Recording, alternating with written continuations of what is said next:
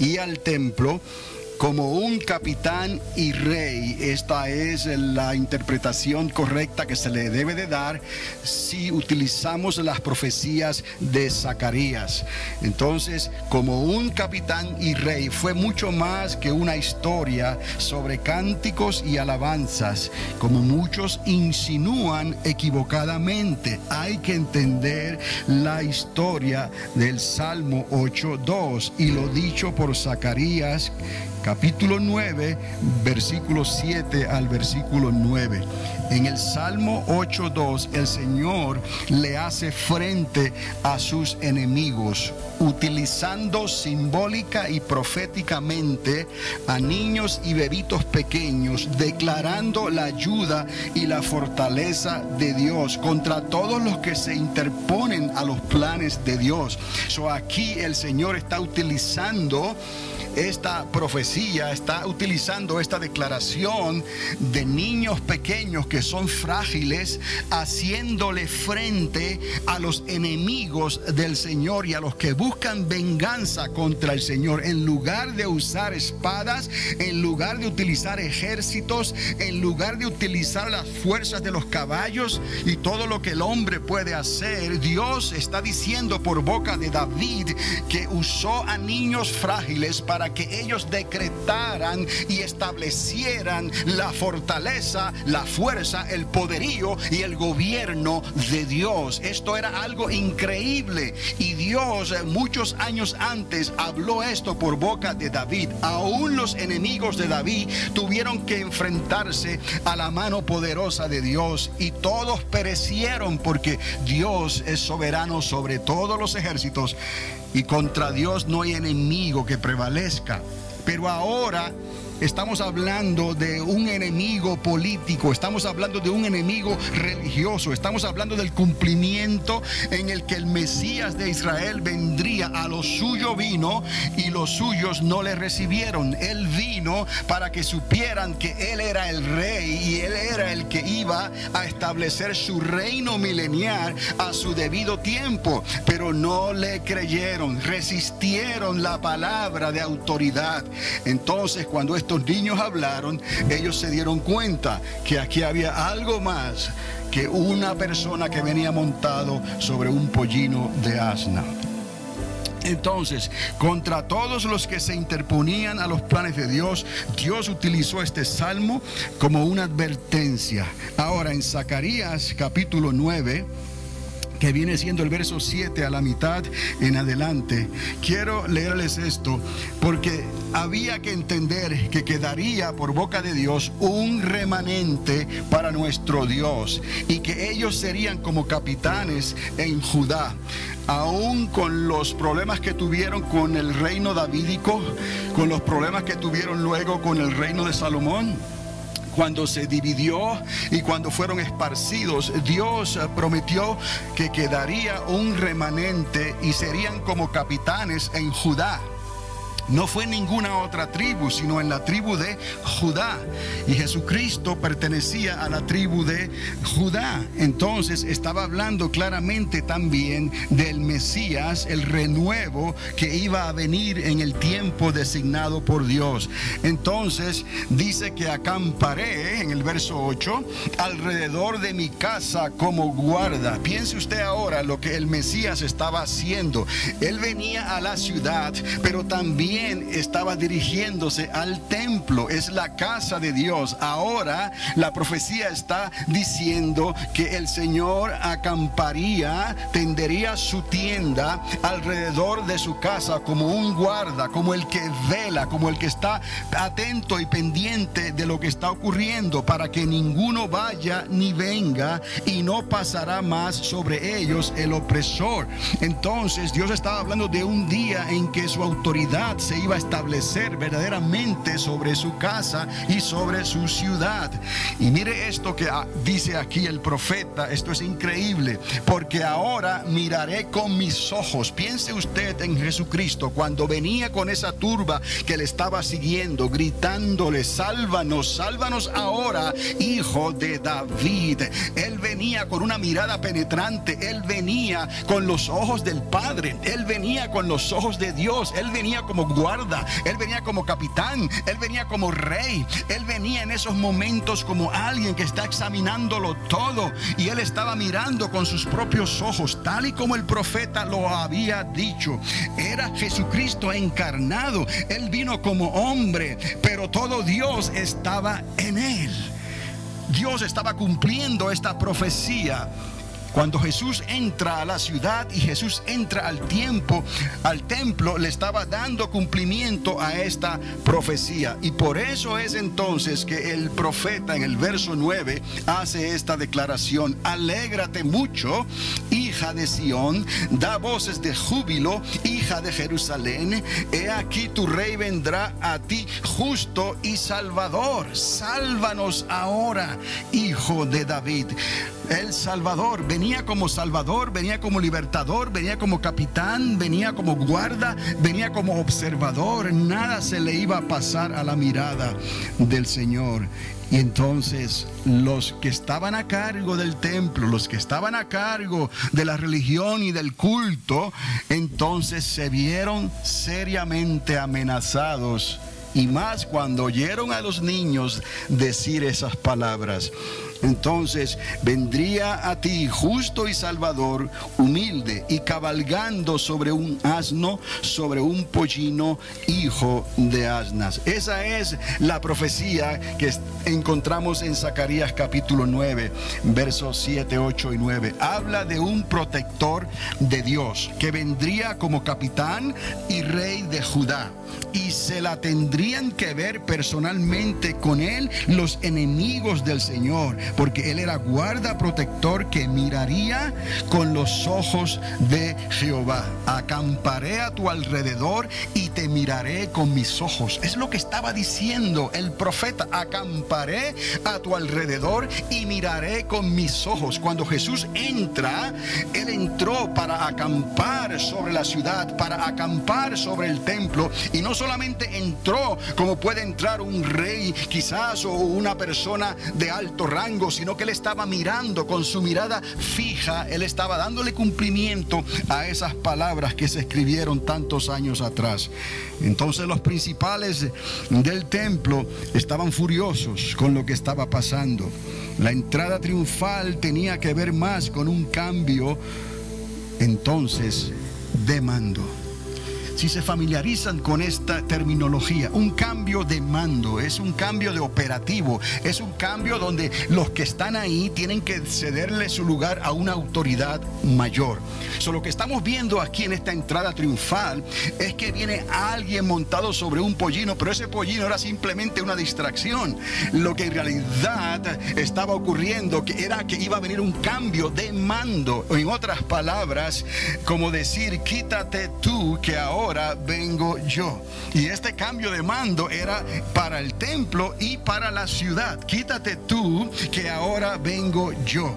Jefes del templo, diría el Señor, no le pueden decir a la turba que me sigue que se callen, porque todo esto es inevitable. Tenía que suceder, se les había terminado el tiempo. En otras palabras, aunque ellos gritaran y dijeran que callaran a estos niños, que callaran a la turba, Jesús les estaba diciendo: esto es inevitable, la hora del cambio de mando ha llegado. Si estos callaran, las piedras tendrían que gritar, porque el Mesías de Israel ha llegado. He venido a mi casa como guarda, he venido a mi casa como restaurador, he venido a mi casa como salvador, no solamente a la ciudad de Jerusalén y pasó por sus murallas, sino que también él iba a entrar al templo y obrar estos grandes milagros. Esto es lo que produce más adelante el enojo del Señor cuando va a la higuera que representa a la nación de Israel y no haya frutos en ella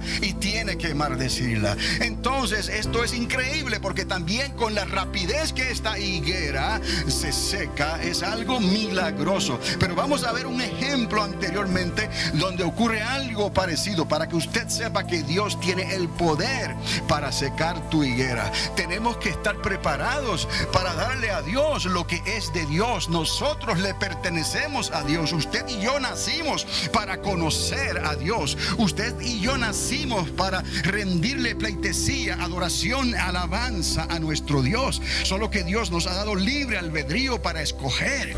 Pero ¿qué es lo que pasa cuando el ser humano rechaza la gracia y el favor de Dios? Se le seca su higuera.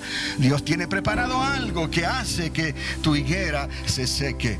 Entonces, estos niños comenzaron a gritar por todos lados: Yashena Bar David, Yashena Bar David, como si estuviesen repitiendo la estrofa de un coro: Yashena Bar David, sálvanos ahora. Escuche bien esas palabras de niños: sálvanos ahora, hijo de David, por favor.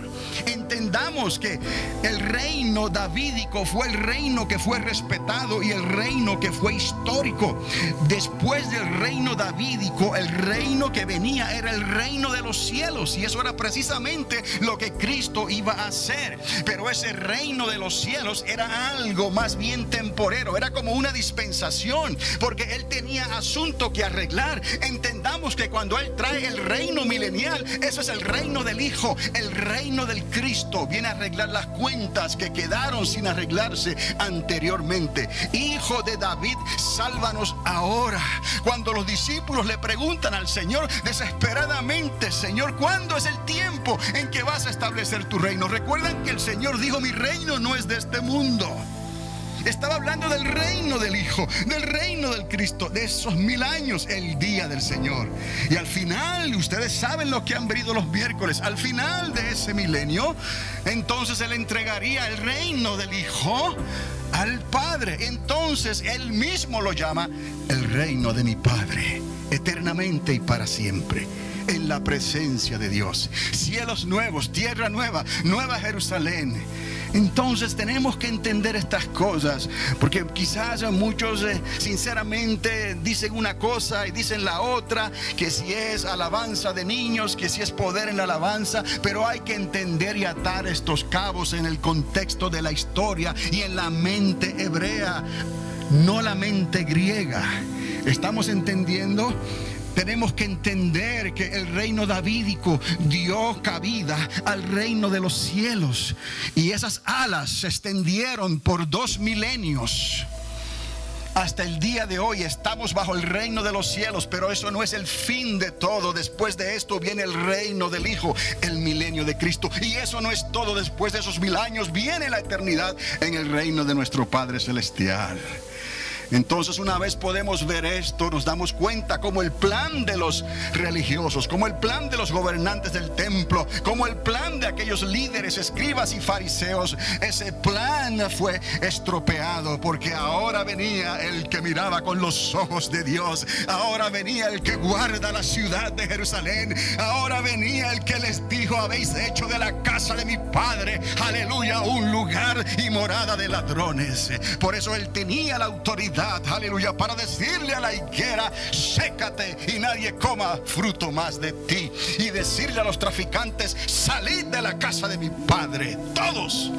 Porque venía con autoridad, venía con enojo, pero era el celo de mi Padre me consume, el celo de Jehová, de Yahweh, me consume, aleluya. Ese es el contexto. La iglesia necesita entender esto, aleluya, para que se prepare para lo que viene y no quite los ojos de lo que está pasando allá en la tierra bendita de Palestina, la tierra de Israel y de Jerusalén, porque ciertamente Dios no ha terminado todavía su agenda con los hijos de Jacob, con las 10 tribus, y nosotros somos parte de ese plan, porque también usted y yo, aleluya, como latinos que somos, por nuestra sangre somos hijos de Abraham también.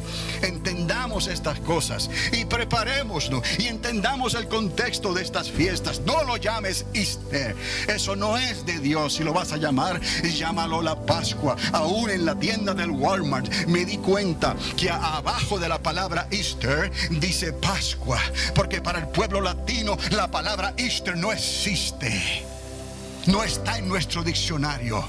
Fue un invento de paganos. Y esa palabra se introdujo en la King James Version. Aleluya. Porque es la única Biblia que lo trajo oficialmente.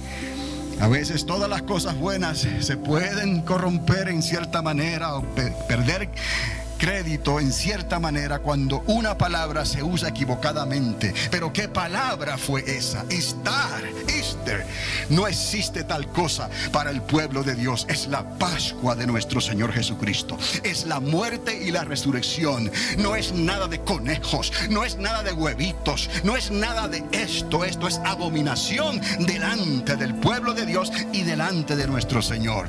Porque Él vino con el celo de Jehová me consume.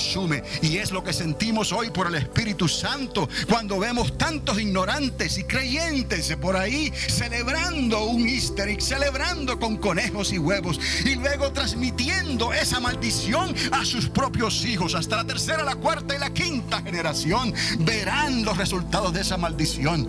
Y después preguntan: ¿por qué me ocurre lo que me ocurre? Porque Dios no ha cambiado. El celo de Jehová todavía nos consume en la casa de mi Padre. Es necesario que sea una casa de oración para todas las naciones. Y no llamen a lo malo bueno, ni a lo bueno malo. Al pan pan y al vino vino. Todo lo demás procede del diablo y del infierno. Entonces estas cosas nos ayudan a entender el mensaje que en realidad se estaba transmitiendo, que ha sido distorsionado en las traducciones del griego, porque han tratado de arreglarlo tal vez como se arregló la Septuaginta. Usted sabe, la versión de la 70. Aquella Biblia hebraica fue traducida al griego con buena intención, pero fue una intención sinceramente equivocada. Dios no necesitaba de esa traducción. Dios lo permitió, y una vez estuvo hecho, la traducción se ha usado hasta el día de hoy. Pero al traducir el Nuevo Testamento, quizás han hecho lo mismo, porque no hay un original de esos escritos. Y no podemos creer que sinceramente estos hombres escribieron en griego, porque el lenguaje de ellos era el arameo. Su mentalidad era aramea. Solo más probable, por causa y evidencia circunstancial y evidencia dada, ellos escribieron. Mateo escribió en arameo, y de ahí alguien pasó el trabajo de traducirlo al griego. Y al traducirlo al griego quizás usaron los mismos términos de la Septuaginta. Pero déjeme decirle algo: esa es la versión que tenemos hoy y es la versión que utilizamos, y es la palabra de Dios. Pero hay ciertos detalles que tenemos que tener mucho cuidado, porque si vamos a perder en la traducción del Evangelio del Reino, tenemos que tener cuidado y recordar que si Jesús hace referencia al Salmo 8 y el verso 2, estaba hablando de lo que precisamente el rey David escribió. Entendamos eso. Y ellos comenzaron a gritar con voz alta: sálvanos ahora, hijo de David, por favor. Hasta que los oficiales del templo se dieron contra la pared y no aguantaron más y gritaron que se callen. Eso es lo que estaba ocurriendo allí. Se vieron amenazados, no por soldados, no por caballos, no por ejércitos. Se vieron amenazados por el cumplimiento de la profecía que iba a establecer el poder de la autoridad de la boca de niños frágiles e indefensos. Ahí estaba la autoridad para que supieran que no es con espada, no es con ejército, mas con mi Santo Espíritu, dice el Señor. Eso fue lo que los hizo estallar y decirle: calla a esos niños. Y entonces Jesús le responde con la divina respuesta, porque ellos se supone que entendieran y habían leído esos versículos. No habéis leído lo que dice el profeta. Y de ahí entonces se cumple esa profecía. Pero quiero que entendamos en esta mañana que no fue principalmente un asunto de alabanza y de cántico. No, había algo más en esas palabras. Esos niños no fueron usados para cantar un coro o una alabanza, como algunos piensan. Esos niños estaban siendo usados para establecer un reino, mis amados. La autoridad estaba siendo traspasada. Había un cambio de mando y Jesús estaba diciendo: ahora vengo yo, ustedes salgan del medio. Y no solamente la ciudad Jerusalén, sino la casa de mi Padre. Y por eso Jesús les recordó esa famosa estrofa, que ellos quizás la cantaban también como una estrofa de un cántico, que la encontramos en el Salmo 8, versículo 2. Ahora, lo referente al pollino, hijo de asna, como les dije, era solo una distracción que les serviría de señal. Esto fue más bien una señal a los de duro corazón, por cuanto no quisieron creer, aún con todos los milagros que hizo. Entendamos que la resurrección de Lázaro fue algo increíble. ¿Por qué no creyeron el milagro de la resurrección de Lázaro? Solamente Dios puede hacer un milagro así. ¿Cuántas personas hoy en día que están esperando? ¿Qué estás esperando? ¿Que Dios te hable con voz audible? ¿Qué esperan algunos hoy en día? ¿Ganarse la loto de los 500, 640 millones de dólares? ¿Qué estás esperando? Conviértete a Dios, al que te mira con sus ojos, con los ojos de Dios, al que guarda tu salida y tu entrada, aleluya, con la autoridad de Dios, por el Espíritu Santo que ha dado en este tiempo de gracia y de favor inmerecido. ¿Qué estáis esperando para darle el corazón completamente a Dios y luego salir como aquellos que seguían al Maestro y contar las maravillas